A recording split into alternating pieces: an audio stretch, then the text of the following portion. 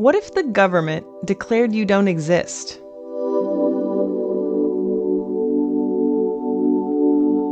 Right now, in 2025, the US government is decimating trans rights across the board.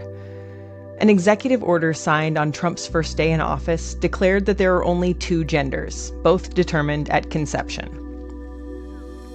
Gender-related terms were banned from CDC research. Passports were required to match a person's sex assigned at birth.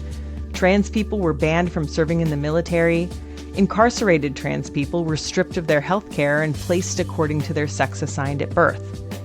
20 states now have laws banning trans people from using the bathroom that matches their gender identity, and 29 states now ban transgender youth from participating in school sports. And in all these fireworks over sports participation and bathroom bans, there's one group that's been literally erased from existence, legislatively at least: non-binary people. Because all those laws I just mentioned, the bathroom bans, the sports restrictions, the healthcare rollbacks, those affect non-binary people too. But for them, there's an added twist. Their gender doesn't even exist anymore in the eyes of the US government. Want a passport? You have to choose M or F, no more X marker. Need to fly internationally? The airline has to assign you a gender, male or female. Pick one. Federal forms are binary only. And in many states, you can't even update your driver's license or birth certificate to match your actual identity. Not because they won't recognize your transition, but because they won't recognize that your category of identity exists in the first place.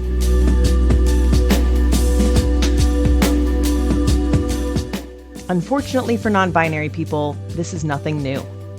Being forced into a box you don't belong in is par for the course. Because a lot of people fundamentally don't understand what non-binary even means. And we accidentally place them in that binary gender box as a result. Today, we're going to work to understand what non-binary means, why it's not a third gender or the middle of the spectrum between male and female, but a whole other thing. We'll talk pronouns, androgizing hormones, and the silver lining that comes with creating your gender from scratch. I'm Ashley Hamer-Pritchard, and this is Taboo Science, the podcast that answers the questions you're not allowed to ask.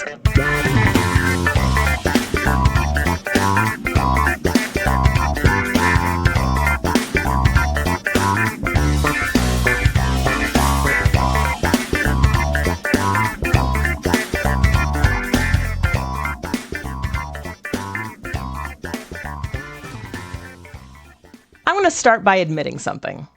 The moment I decided I was going to embark on this project, I created a listener survey to find out how much my audience knew about the trans community. And I immediately fucked up.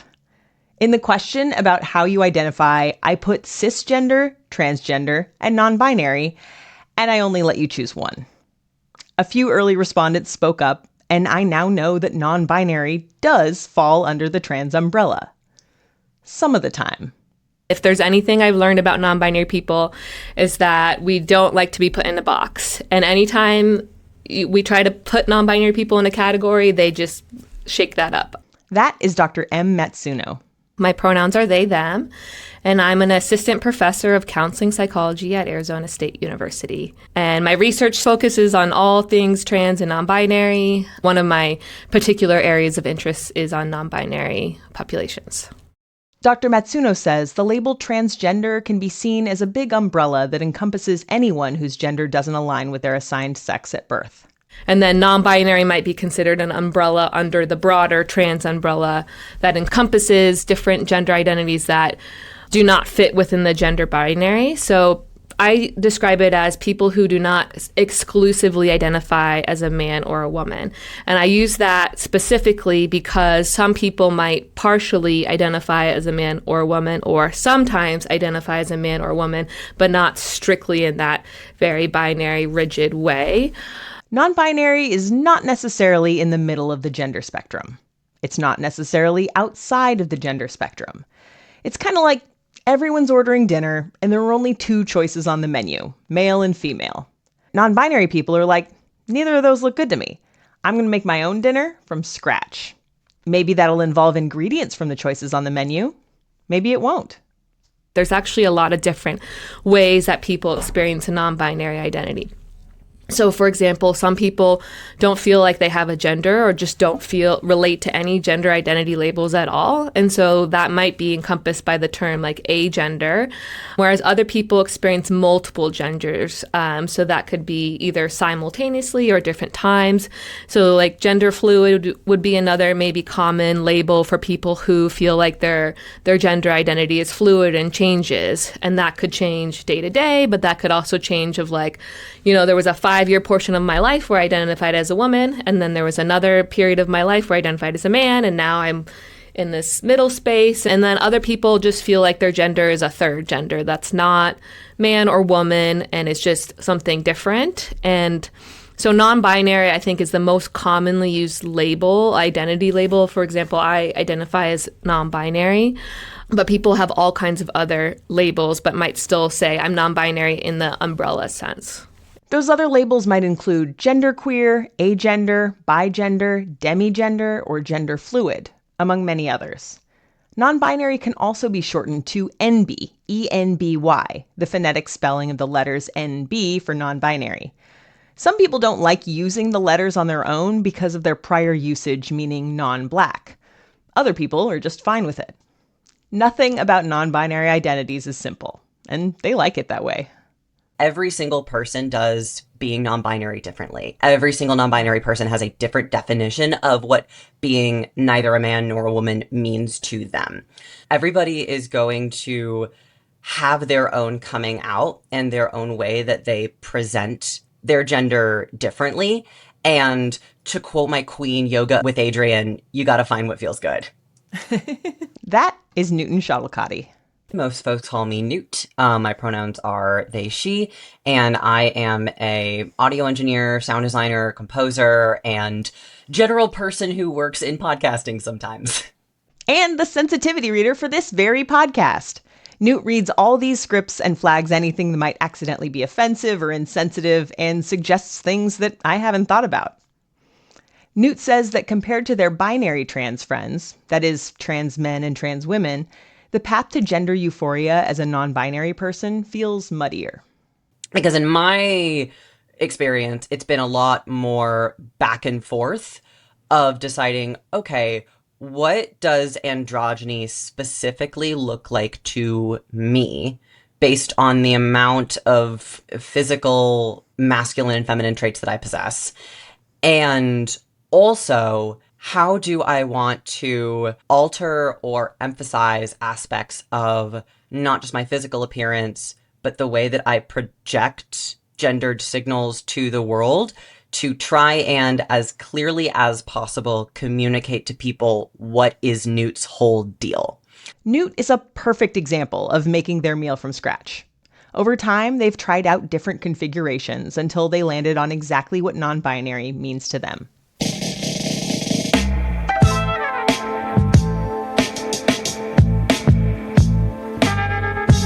For context, I'm 23. This is going to be so dated to my age, but I found out what non-binary was through Tumblr. Newt was a particular fan of Tumblr's communities for, what else? Podcasts. Fiction podcasts, specifically. One of the things that I loved so much about that community was that it was full of so many diverse creators in terms of race, gender, sexuality, and that was the first place that I sort of learned, oh, you can be something either in between or entirely outside, male or female. And I actually remember it really, really clearly. I was in choir class my freshman year, I think, of high school. And I was reading on Tumblr in between us going through sheet music, a post where somebody talked about using they, them pronouns. And it sort of clicked in my head of oh, yeah, that feels a lot better for me. So I tried out she, they for a while. I realized, yeah, they is what I really like. But Newt didn't come out yet. Their Ohio hometown wasn't all that welcoming to trans people, so they waited until it was time to go to college. And I remember I moved into my dorm with my parents, and the next morning we were going to go to breakfast before they left. And I changed my name and my pronouns on my Instagram bio before I told them so I couldn't chicken out. And I told them it took some time for everyone in my family to kind of like get exactly what was going on. Newt dressed androgynously and wore their hair short, but over time, they realized that wasn't quite enough. I felt dysphoria around my chest. I used a binder. A binder, as we explored in the second episode, is a piece of clothing designed to flatten the chest to make it more masculine looking. And then later I discovered trans tape, which is fantastic and much more healthy long-term than binding. Please try trans tape, I promise. My voice was also something that I was very dysphoric about because I have an accent, and that accent tended to make my voice go even higher. So Newt started testosterone. This point was a learning experience for me. I had assumed that non-binary people didn't have any desire for hormones because hormones are designed to make you more masculine or more feminine, and I assumed they wanted to stay somewhere in the middle. And many do. But if you have a lot of characteristics of your sex assigned at birth that don't match the way you want to present to the world, medical interventions can help you get to a place that feels right for you. Here's Dr. Matsuno again. I think there's a lot more diversity in terms of like transition steps or paths that people take who are non-binary. I mean, same with trans men and trans women. It's not always like you want the X, Y, and Z on this path. But I think everybody is different in terms of trying to achieve for them what feels congruent and what feels like, okay, this is my gender. And a lot of people want some things and not others. For example, I know a lot of non-binary people who have top surgery but do not take hormones. Because then they would feel like, I want to be more masc or I want to be more femme, but I don't want to be too much. So there's like this back and forth. With hormones, some people might do microdosing, which is just taking a small dose of the hormones. So you get like a little bit slower pace and you get like smaller effects. But it's hard because with hormones, you don't always know exactly what effects you're going to get because everybody's different. So for some people, like let's take taking testosterone, for example, some people you might grow facial hair, some people you might not grow facial hair. For some people, your voice will get a lot deeper. For other people, it won't get as deep or as quickly. It's worth mentioning that all of these paths can be taken by binary trans people too. As Riley Black said in the first episode, gender isn't about jumping from one box to another. You have the whole sandbox to play with.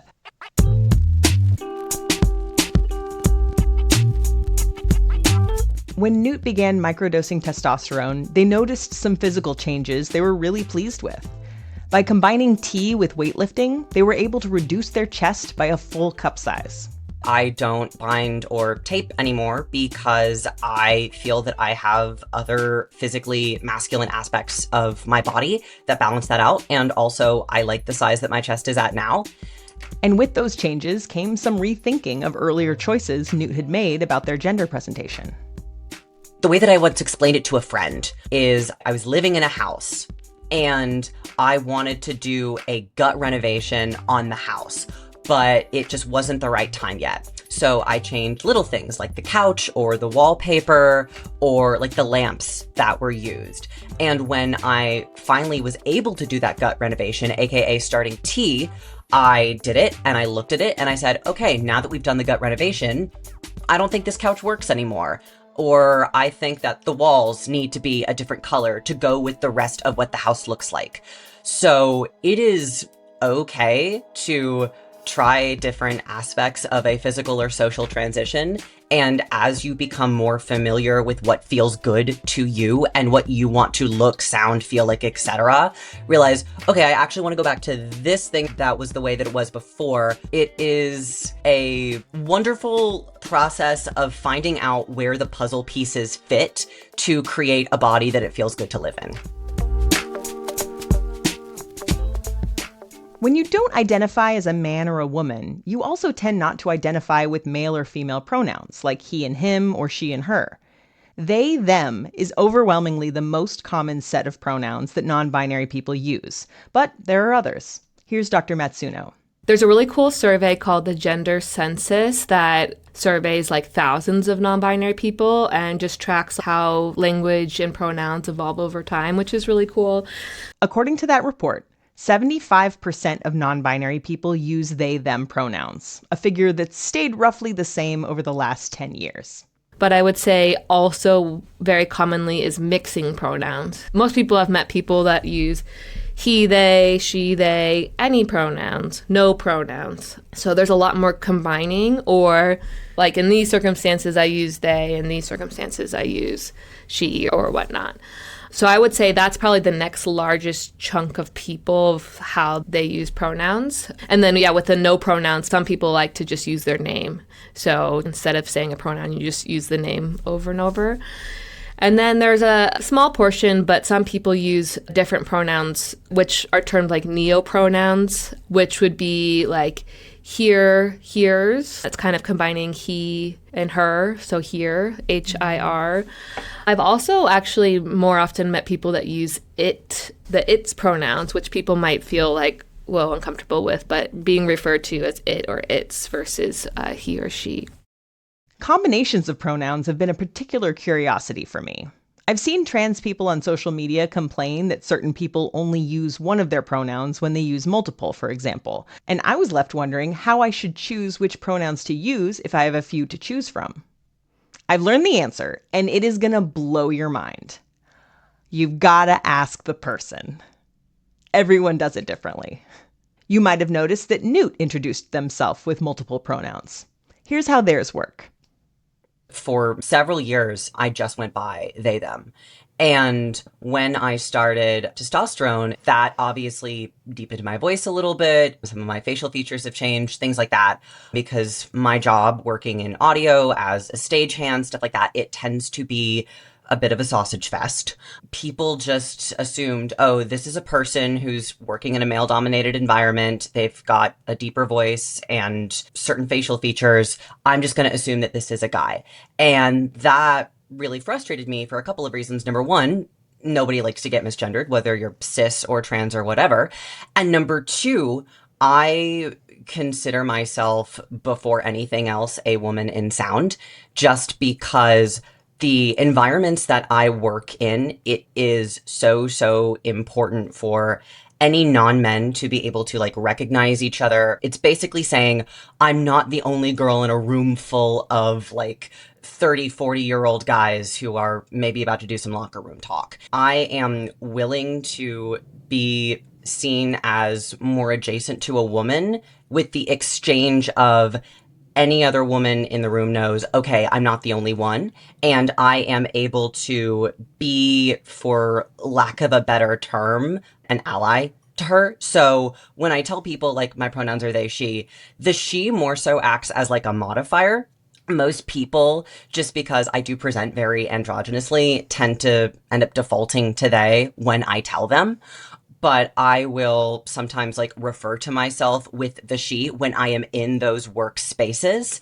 And it lets people know, like, yes, Newt is non-binary, but again, for lack of a better term, Newt's one of the girls. So it's almost like they is how you see yourself personally. She is sort of your badge of honor, your I don't know what the metaphor would be, but it's for other people. My worksona. There you go, worksona. I love that.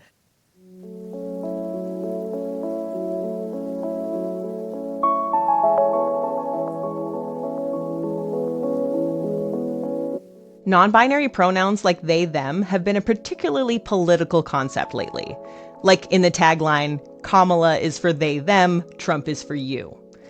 Non-binary pronouns are an easy target for anti-trans crusaders because they feel new and uncomfortable and make some people feel like they're going to make a mistake and someone's going to attack them for it.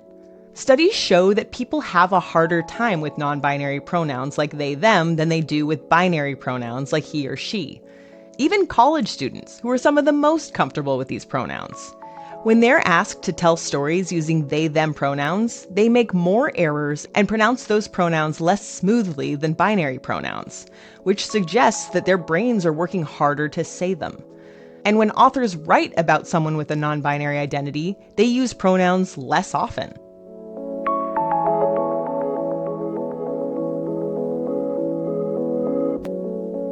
I do think one of the reasons non-binary people are so stigmatized is because of they, them pronouns and people not wanting to use they, them pronouns and people being mad and upset that they have to use they, them pronouns.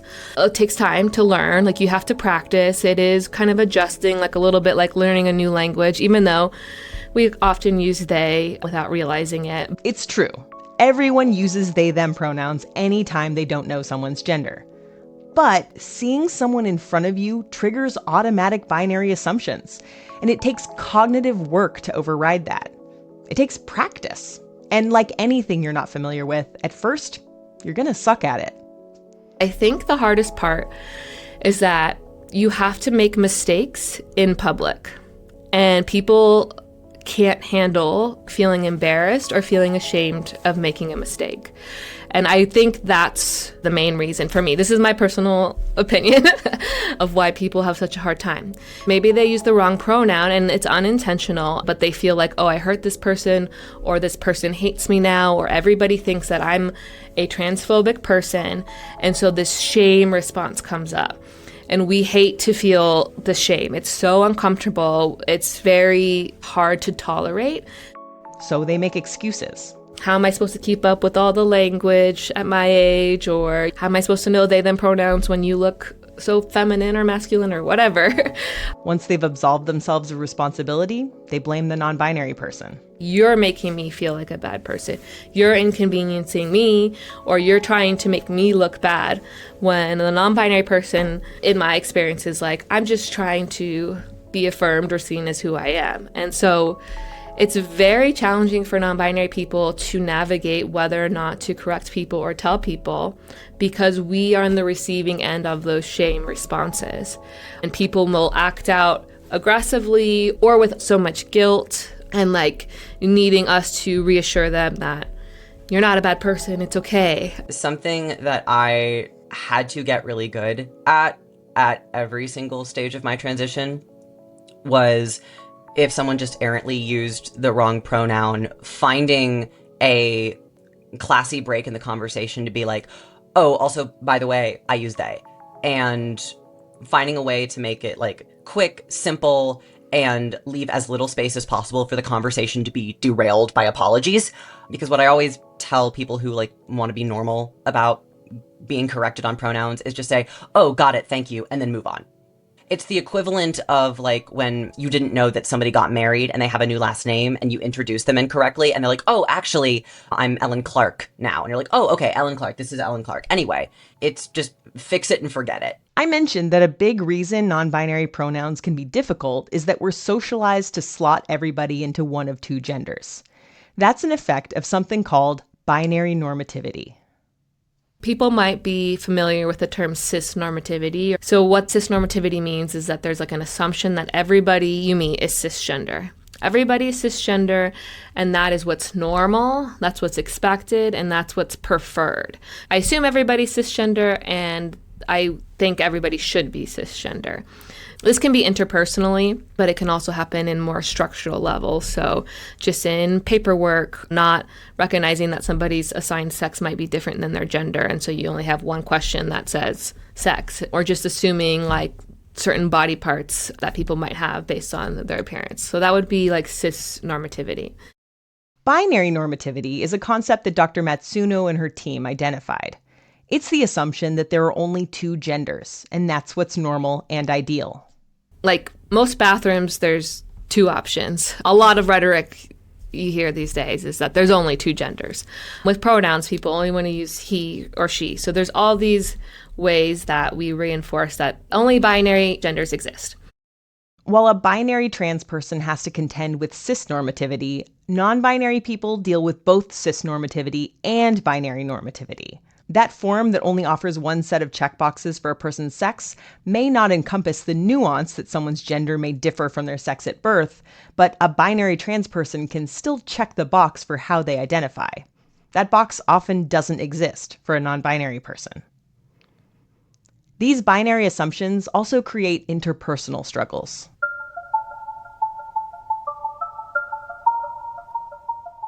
You're almost never assumed to be a non-binary person. Like, people are always going to put you in one box or the other. Part of the reason why I eventually ended up putting the she back in is because I understood that most of the time, unless I was like in very specific queer spaces, people were going to either give me a he or a she pronoun unless I said something. And I decided that if I have to be misgendered, I would rather be misgendered as a woman than as a man.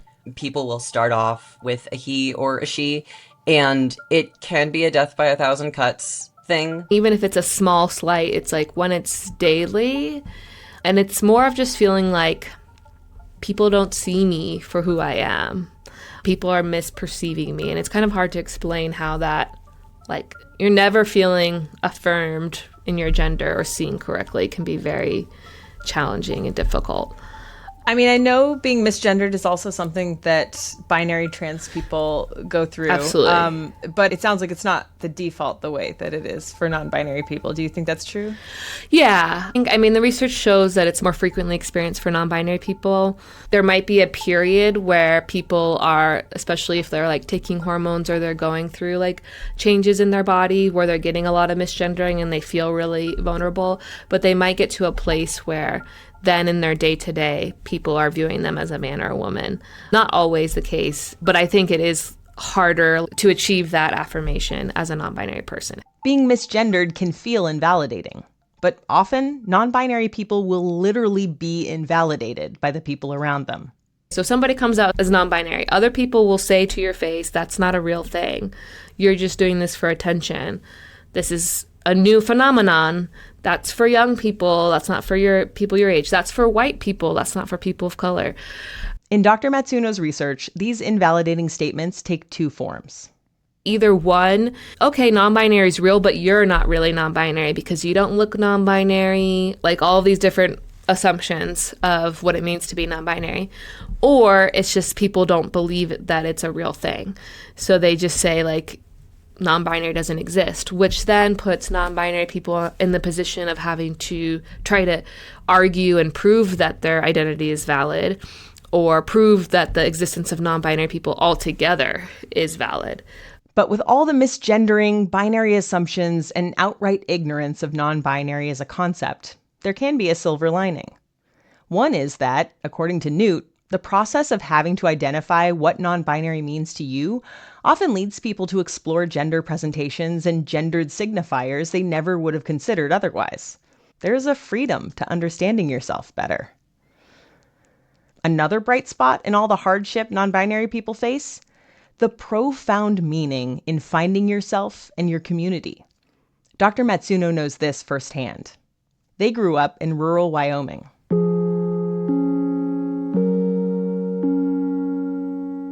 I grew up in Laramie, Wyoming, which is a rural, like all of Wyoming is rural. It was very homogenous, not a very diverse place. I mean, first and foremost, like very predominantly white.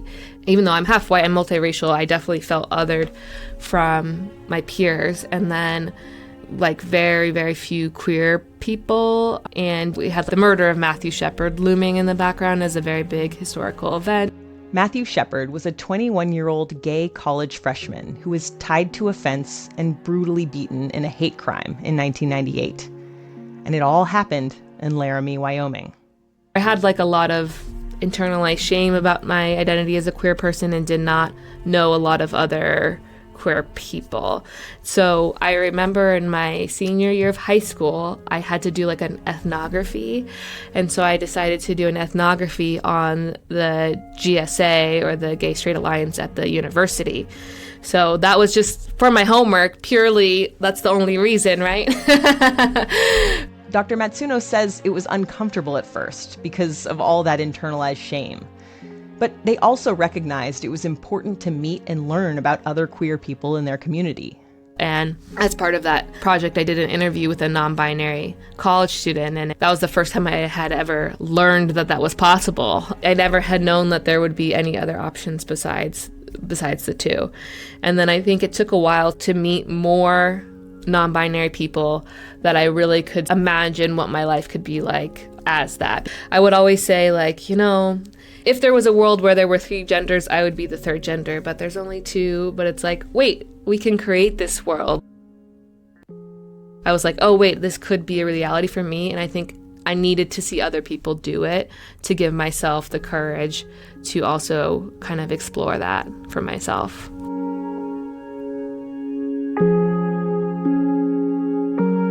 That moment of recognition, of seeing someone living as non-binary and realizing you could too, that's one of the things that keeps non-binary people going.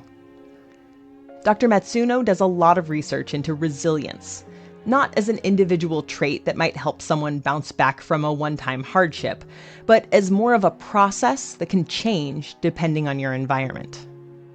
That's a lot of what my research has focused on, is expanding from that trait-based individual conceptualization to identifying sources of resilience that are not just at the individual, but at the interpersonal and community level, and even societal level as well. And identifying resilience will look different for trans and non-binary people than for the general public. So trying to identify those specific sources of resilience for trans and non-binary people as well. And one big source of resilience, finding people who accept you for who you are. So finding people who say, I believe you, you don't have to prove yourself. I understand that there's a million ways to be non-binary, that you don't have to be androgynous or use they, them pronouns to be valid. There's all kinds of diversity and you're valid.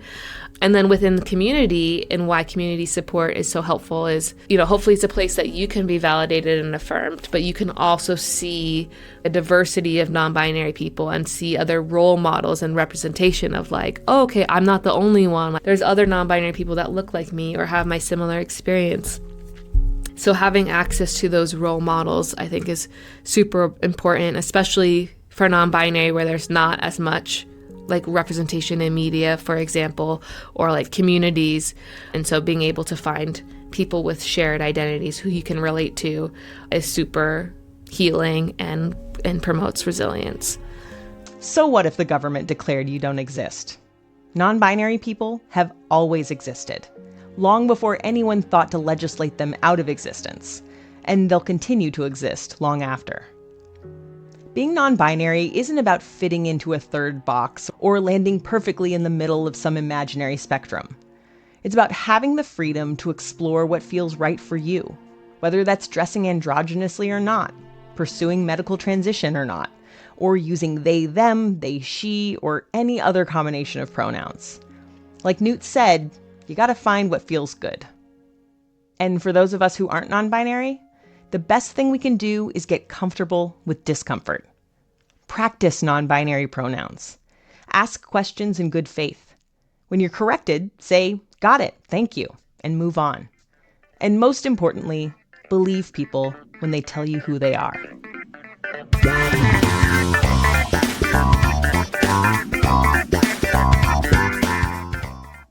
Thanks for listening. If you're a paid Patreon member, stick around until the end of the credits for some bonus content. If you're not, head to patreon.com/taboo science to join for as little as $5 a month. Thanks to Kath Ozog for joining at the Taboo tier, and Jostein Rotstar.